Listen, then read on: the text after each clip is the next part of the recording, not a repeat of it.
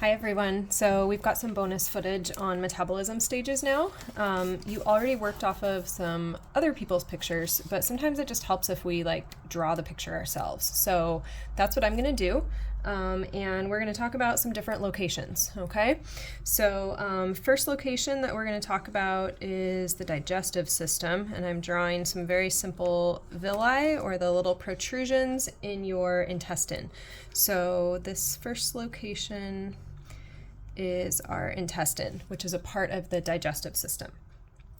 Second location we're going to put on here is our blood. And our blood carries out to our lungs as well. So we'll see that gas exchange is a piece of this whole cellular respiration. Respiration is related to breathing. And then we're going to look at, we're going to get rid of that real quick. So then we're going to also look at mitochondria. So we'll draw a sample mitochondrion. And that mitochondrion, singular, is inside of the cell. Okay, so what I'm looking at here in this space is the cell's cytoplasm, and then the mitochondria here. And we've been defining when we moved into a cell by using that cell membrane, okay? So let's talk about, first of all, what is happening in stage 1, which is digestion. So that's happening in our digestive system. And let's say that you eat a nifty little granola bar here. You will notice that there are fat and carbs and proteins. And so all of those can eventually turn into ATP for us. So digestion, first we've got proteins. And if you add water to proteins, so I've got water coming in here, then I get amino acids. And amino acids are now small enough to move into the blood, and then eventually they're going to be able to move into your cell. Another thing that we can digest is polysaccharides.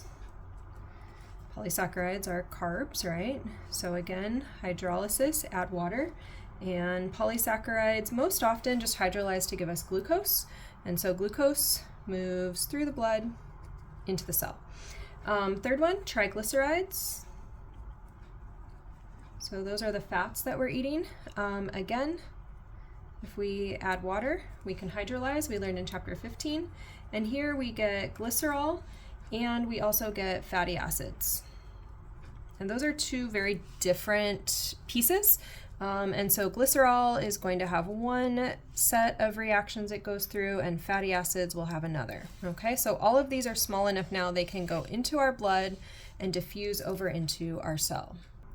Now, just a second little thing I want you to think about is that in our blood we've got carbon dioxide, and carbon dioxide is mixing with water in our blood, and we get this equilibrium where I get bicarbonate and protons, okay? And so I've got this, which we learned about in chapter 8, this equilibrium happening, and carbon dioxide is going to show up as we move through our cellular respiration here.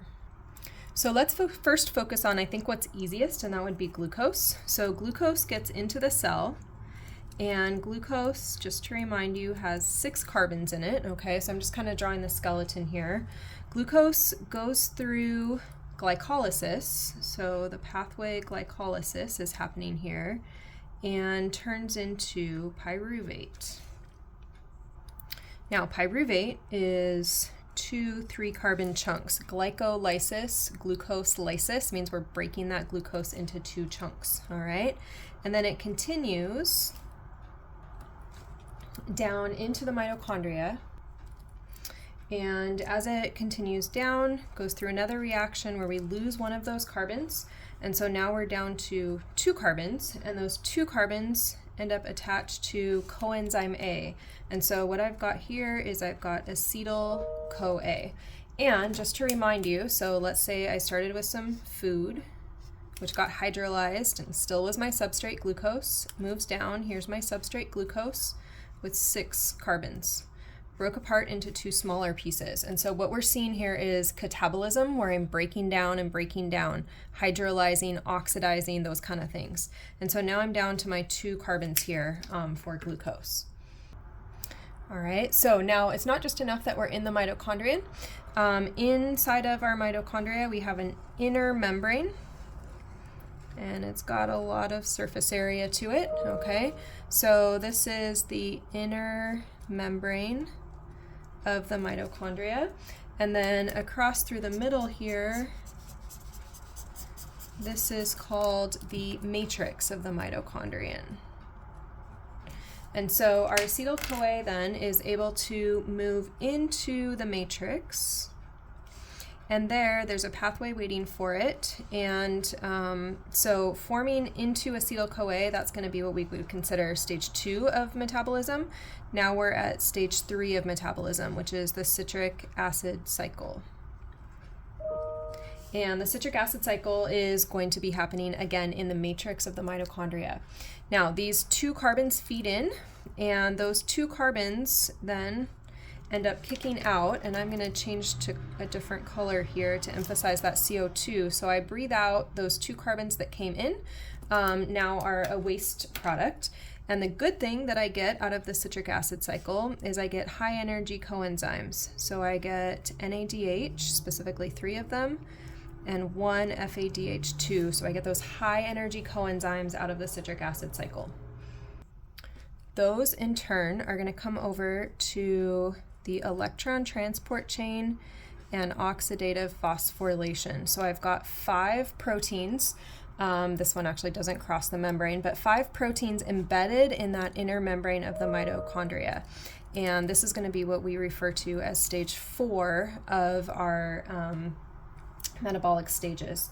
And so this is where you're going to see that protons get pumped out through some of these complexes into this intermembrane space, or between membrane space. So protons are getting pumped out.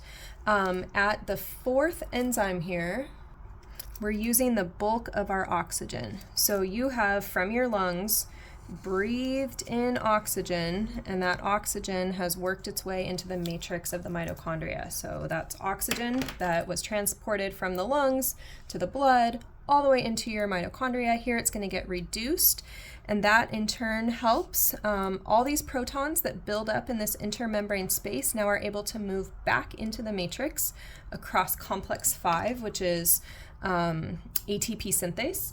And at that last complex, we make our whole goal in life, which is ATP. All right, and the vast majority of ATP is produced in stage 4 of this whole metabolic process. Now let's come back and just add a couple colors here. So we had our glucose that got broken down into 2 pyruvates, 3 carbons each. That would turn into 2 acetyl-CoAs, but we're just focusing on like 1 at a time, so 2 of those carbons. Now my substrate is just these little hydrogens here, and those are going to feed into my electron transport chain to generate ATP.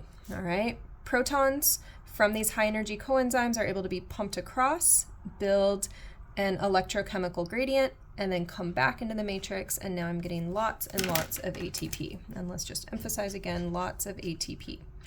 Oxygen helped us out there by being reduced, and that oxygen would have come in from the lungs. Now, just to follow our gases, because this is respiration, here's CO2 that was produced out of the citric acid cycle. Carbon dioxide is going to be able to diffuse out back into the blood to build that bicarbonate buffer. And then also some of your CO2 is going to be able to go to your lungs to be exhaled. So we can see some of our different topics coming together here. So just to wrap up then, that was what happens with glucose, and that might be the focus of some of your classes, but we need all the different food groups to survive, right? We don't want to just live on glucose. That wouldn't be very healthy for other reasons. So if we are eating protein, we do use most of our amino acids to go build other proteins, but some of them we use for energy. So those amino acids we can have feed into this metabolic pathway in a few different ways. Depends on the number of carbons that we have. So if you have 3 carbons, maybe you're going to jump into the pathway here at pyruvate. If you have less carbons, maybe you're going to jump in at acetyl-CoA. Or if you have yet another variety of carbons, maybe you're going to jump in at the citric acid cycle. So we have several different entry points that proteins can or that amino acids can come in on, and that makes sense because there were so many different ones. With glycerol, glycerol has 3 carbons, if you remember your glycerol backbone. And so with those 3 carbons, those can be converted into 3-carbon pyruvates. The idea is to make everything look alike so you can use the same machinery. So remember, stages 3 and 4 are called the common metabolic pathway because everything looks alike. Everything is an acetyl-CoA. So glycerol feeds in here, and then fatty acids are just super duper long chains of carbon, right? A lot of the ones we eat are maybe 14, 16, 18 carbons long. So many carbons. 2, 4, 6, 8, all right? And so those carbons lend themselves to be really good storers of energy, good long-term energy storage. And so those fatty acids are going to be able to go through a pathway, beta oxidation pathway, that chops up these 2-carbon chunks, and 2 carbons makes for that perfect acetyl group. And so that's how our fatty acids come in.